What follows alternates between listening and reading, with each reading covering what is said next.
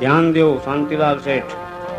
પાણી પાયાના 5 ફળ, ચા પીવડાવવાના 100, અન્ન ખવડાવવાના અનેક ફળ, કાલ મન દુખાય નહીં તો.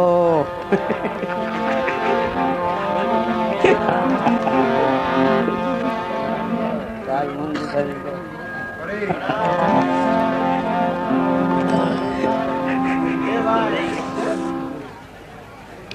બે લોભી બજારમાં ભેગા થઈ ગયા,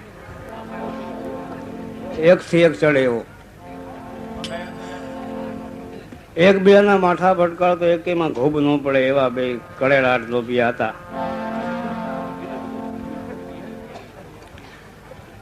એક લોભીએ બીજાને કીધું ભાઈ તમે કાળા કાં પડી ગયા? તો કે કાંઈ વાત કરવા નથી. પણ કે હું નથી વાત કરવાની, સમજાવો તો ખરા. તો કે એ કાંઈ કહેવાય એવું નથી. પણ કહેવાય એવું શું ન હોય, જે હોય વાત કરો.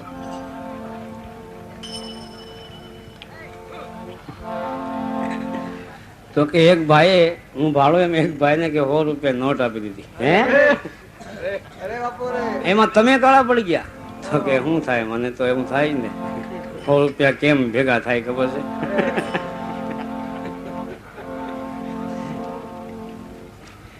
અને એનું જ્યાં થોડુંક દુઃખ વિસર્યો ત્યાં હમણાં 3જા નંબરના છોકરાને કે પરણાયો હતો 6 મહિના પહેલા, એ બાઈ આવ્યા છે ઘરે. એ બહુ છૂટા હાથના છે કે હા, બહુ એનો હાથ છૂટો ખવડાવવા પીવડાવવામાં. તો એવું શું ખવડાવી પીવડાવી દીધું? તો કે શું ખવડાવી દીધું? આ 100 મહિનામાં કે પાછળ ઘી ખવાઈ ગયું. 100 મહિને પાછળ ઘી ખાઈ ગયા કે હા, બહુ હાથ છૂટો. અરે ઓલો હામો હતો એ કહેતો તો દિવાળું જ કાઢવું પડે ને, આમ ઘી વપરાય? કેવી રીતે ઘી વાપરો? તો કે ભાઈ આ કહું ને, એ દીકરાના વહુ આવ્યા છે એનો હાથ બહુ છૂટો. હાવણીની હળી કે સિંહી, અમારે પાછળ ઘી લઈ એમાં સિંહીમાં હાવણીની હળી બોલી રાખી. રોટલી દીઠ 1 હળી, 1 રોટલીને 1 હળી લગાડી દઈ. ઓલો મોઢામાં આંગળા નાખ્યો, અરે આટલું બધું? કે તઈ ભાઈ શું કરું આમાં, ક્યાંય હવે તો ખબર નથી પડતી કેમ સામું વર આવશે. અરે પણ તઈ ક્યાં કોકને પૂછતો જા, કોકને ક્યાંક શીખડાવું. મને પૂછતો હું તને શીખડાવું કેમ ઘી વપરાય. કે કાં પાછળ ઘી મેં લીધું ને 5મું વરસ હાલે છે. હે 5મું વરસ? તો કે હા. હવે તમારે વાપરવાની રીત ક્યાંક જુદી હશે. રીત તો જુદી હોય ને કે અમે 17 જણા છીએ ઘરમાં, કે મેમ્બર 17 જણા, એમાં કે સાંજે 17 જણાને ખીચડી ખાવા જોઈએ. આવડો મોટો ટોપ ખીચડીનો રાંધી અને જરાક ખીચડી સડી જાય ને હાવ ઠંડી થઈ જાય એટલે સિંહીમાં પાછળ ઘી ભર્યું છે અને બૂસ મારેલું છે આંટાવાળું. એ ગયા આ છેડેથી કે ખીચડીમાં નાખી સિંહી સામે છેડે કાઢી. સમજ્યા? ખાલી સિંહી. અને રોટલી ઉતરે એટલે માથે સિંહી ફેરવી લઈ. આ ઘી એનું ખૂટે 17 વર્ષ સુધી.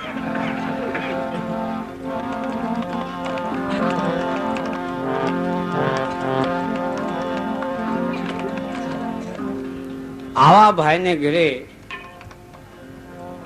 એના દીકરાના વહુ હતા, ગામડાના હતા અને ખૂબ ધર્મ પ્રેમી સત્સંગી. એના મા બાપને ત્યાં સાધુ સંતનો ઉતારો.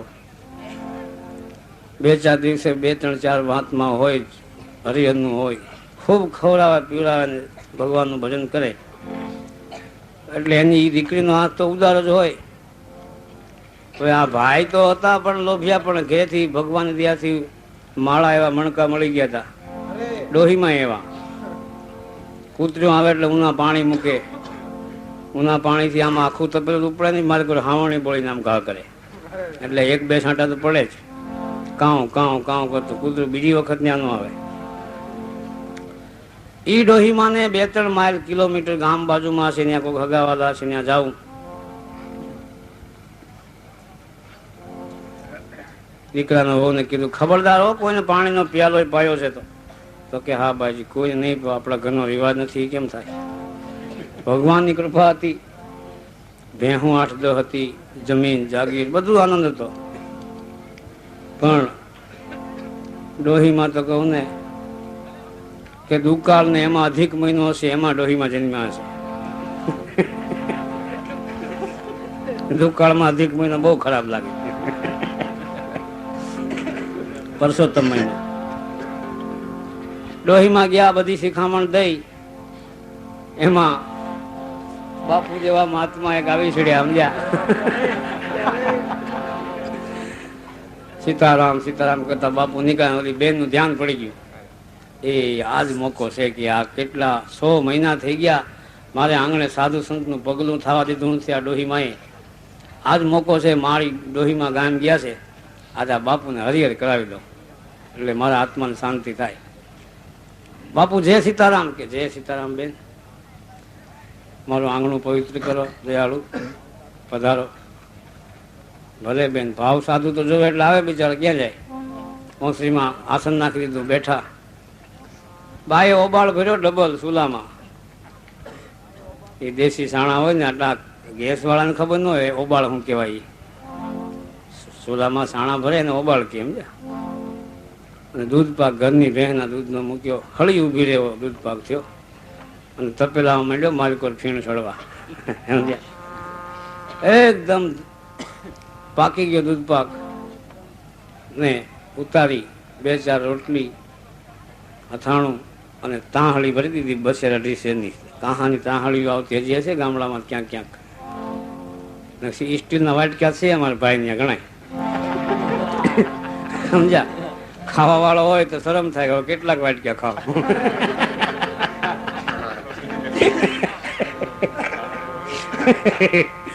એટલે આખી તાહળી ભરી દીધી. આમ કરવું કુદરત ને ડોહીમાં 1.5 કિલોમીટર ગયેલા અને હા પાડો ઉતર્યો. ડોહીમાં કે હે હવે ન જવાય. કહેવત છે કે હારો પાડો ઉતરીને જાય તો જરૂર આપણું મોત થાય. કાલ જાઉં જાણી જોઈને મરવા કોણ જાય કે વળો પાછા. અહીંયા દૂધ પાક બરોબર તાહળીમાં ઊંચો નીચો થાય છે. ડોશીમાં કમાડ ખખડાયું, ઉઘાડ ઉઘાડ કહેતા બાયના રામ ગયા, ભારે કરી મોત થયું. હવે શું થાય? હંમેશા અમે તમારે ઘરે આવીને તમારા મોઢવામાં કાંઈ તેજ ન હોય, ઉદાસીનતા હોય એટલે સમજી તો જાય ને માણસ.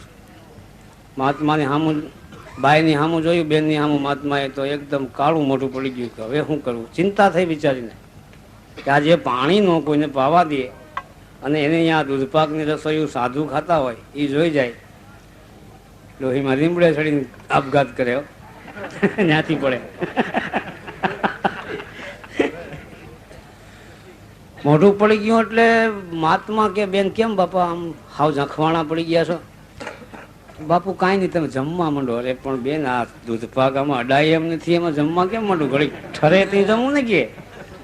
બાપુ ઠરે તો એ તો ઠરતો ઠરશે, વાહો ઠરી જાય. યાર બાઈ ને બહુ બીક લાગી ગયા. મને તો ઠીક, બાપુનો વાહો ઠરી દે. બાપુને અપશુકન થયેલા પણ સાધુ સંત અપશુકન ને માને નહીં. इसमें क्या કે તો શુકન આપણે કો ક્યાં સાધુ કો, આપણે કો આવી ગયા છે બરાબર મેળમાં.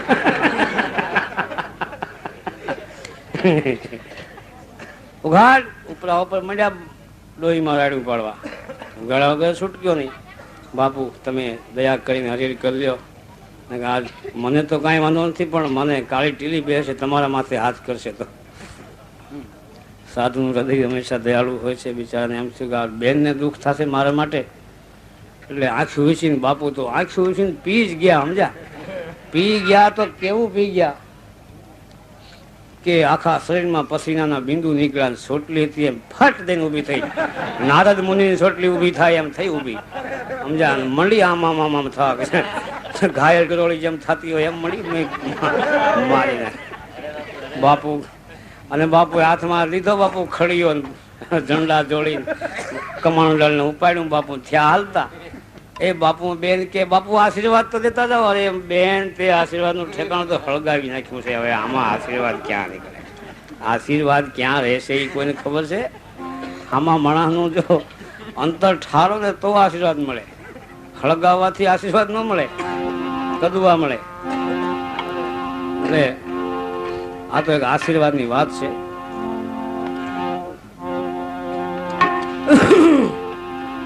એમ સારા યા નરસા માણસ કર્મ કરે છે એનો બદલો દરેકને ભોગવવો પડે છે. એમાં કોઈ શંકાને સ્થાન નથી. કારણ હજારો વર્ષ પહેલા માણસને અનાજ ખાવા મળતું નહીં.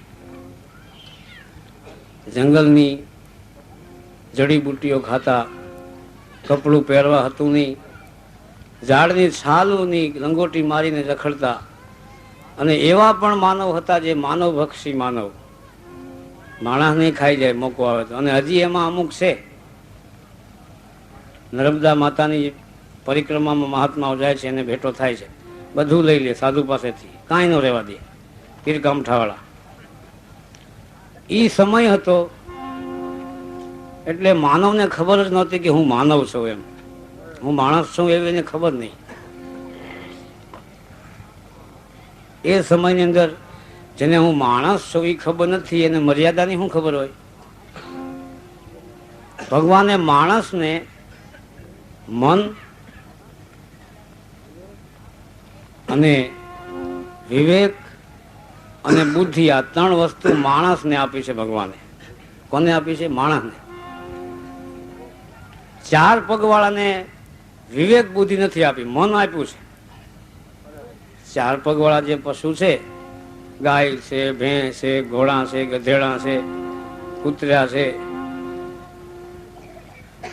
અને વિવેક બુદ્ધિ નથી આપી, મન આપ્યું છે. એટલે મન આપ્યું છે એટલે સુખ દુઃખનો અનુભવ એને થાય છે. પણ વિવેક શું કહેવાય, કેમ વર્તવું જોઈએ, એ એને નથી આપ્યું. એટલે આ વિવેક બુદ્ધિ નથી આપી એટલે ગમે તેવો વ્યવહાર ગમે એટલા માણસોની વચ્ચે કરી શકે છે. આ બહુ સમજવા જેવી વાત છે. કારણ કે વિવેક બુદ્ધિ નથી, એને ખબર જ નથી કે હું આ શું કરું છું. આટલું બધા માણસ છે અને હું ભૂંડા બોલું છું તો બહુ ખરાબ લાગે. ભૂંડા બોલવામાં તમે બધા સમજી જશો. પશુ શું ભૂંડા બોલે? એ એને જ્ઞાન હોય તો એ ન કરે ને. વિવેક બુદ્ધિ નથી એનામાં, ઈશ્વરે નથી આપી. એટલે આ વિવેક બુદ્ધિ હજારો વર્ષ પહેલા માણસમાં નહોતી. એ જયારે મનુસ્મૃતિમાં એનું ઘણું વર્ણન આવે છે. પછી ચાર વેદ ભગવાને બનાવ્યા ને એવું બધું વિવેક, જ્ઞાન, બુદ્ધિ, એવું બધું સમજણ આસ્તે આસ્તે આવવા માંડી અને માનવ આગળ વધ્યો ઈશ્વર તરફ. એમ ચાર ખાણી છે આ સંસારમાં: ઉદ્ભીજ, સ્વેદજ, અંડજ અને જરા. આ ચાર ખાણી કહેવાય છે શાસ્ત્રોમાં. ઉદ્ભીજ એટલે જમીનમાંથી ઉત્પન્ન થતા ઝાડ પાન વગેરે. સ્વેદજ જળની અંદર ઉત્પન્ન થતા પ્રાણીઓ. અંડજ ઈંડામાંથી ઉત્પન્ન થતા પ્રાણીઓ. અને જરા એટલે જેની માથે ઓર લાગેલી હોય. આ ચાર એક ખાણી અંદર 21 લાખ યોનિનું વર્ણન કર્યું છે. 21 ચોકું 84. 84 લક્ષ યોની કહેવામાં આવે છે. આમાંથી મુક્ત થવા માટે ભગવાન એક છેલ્લો મનુષ્ય દેહ આપે છે. આ મનુષ્ય દેહ જેને મળે અને એ જો સદગુરુની શાનમાં સમજી જાય અને નીતિ, મર્યાદા, શાસ્ત્રના નિયમ પ્રમાણે જો જીવન જીવે અને પરોપકારી જીવન જીવે, બીજાનું ભલું કેમ થાય, કોઈને મન, વચન, કર્મથી દુભાવે નહીં, એની માથે ઈશ્વરની કૃપા ઉતરે છે અને એને ડબલ શક્તિ મળે છે. એવા તો ઘણા જન્મને બાદ અંતે એક જ હજારો કરોડો જન્મ પછી એને છેલ્લો જન્મ એનો એવો હોય છે કે પછી એને જન્મમાં મરવા પણ હોતું નથી. આ બધી યોનિઓનું વર્ણન તો મહાત્માઓએ કર્યું છે, પણ અટાણે ઘણા એવા નવા સંતો જાગ્યા છે જે પાછા આપણને પશુ યોનિમાં લઈ જવા માંગે છે. કારણ કે જેમાં વિવેક બુદ્ધિ નથી, મર્યાદા નથી, એ પશુનું કામ છે. એ જે 100, 200, 500 કે 1000 માણસની વચ્ચે એવું કર્મ માણસ પાસે કરાવે કોઈ પણ, તો પશુમાં એમાં શું ફરક છે? એટલે આ કર્મના બદલા તો બધાને આપવા જ પડે છે ભાઈ. કોણે કોણે આપ્યા? ભગવાનને કે કર્મ સમરથ કો નહીં દોષ ગુસાઈ, ઘણા એમ સાચી બોલે, સમજ્યા? કે તુલસીદાસ કહી ગયા છે. પણ ભાઈ તુલસીદાસ કહી ગયા છે એ શું કહી ગયા છે એ તો પેલા વિચાર કરો. ના ના, તુલસીદાસે કીધું રામાયણમાં સમરથ કો નહીં દોષ ગુસાઈ. અરે ભાઈ, સમરથને કાંઈ લખી દીધું ગમે એમ લુગડા કાઢી નાખવાનું? ના ના, એવું કાંઈ નથી. અગ્નિ તો સમરથ નહીં બાળે. જાણે અજાણે તમે અગ્નિ નડો એટલે બળવાનું જ હોય એમાં. શું જુઓ કેવું ભજન કરે છે. હે આમાં જીવ છે પણ આને વિવેક બુદ્ધિ નથી. જો હોય તો આ સંતવાણીમાં આમ ન બોલે. બહુ સમજવા જેવી વાત છે કે સમરથ કો નહીં દોષ ગુસાઈ. અરે ભાઈ સમરથ કો દોષ ન હોય એવું કઈ હોય તો શું રામજી સમરથ નહોતા? કૃષ્ણ પરમાત્મા સમરથ નહોતા? હે તો રામજીને કેમ બદલો આપવો પડ્યો ભીલનો ભાઈ કૃષ્ણ અવતારમાં? એટલે સમરથ કો નહીં દોષ ગુસાઈ નથી, પણ એમાં લખ્યું છે સમર્થ મેં નહીં દોષ ગુસાઈ.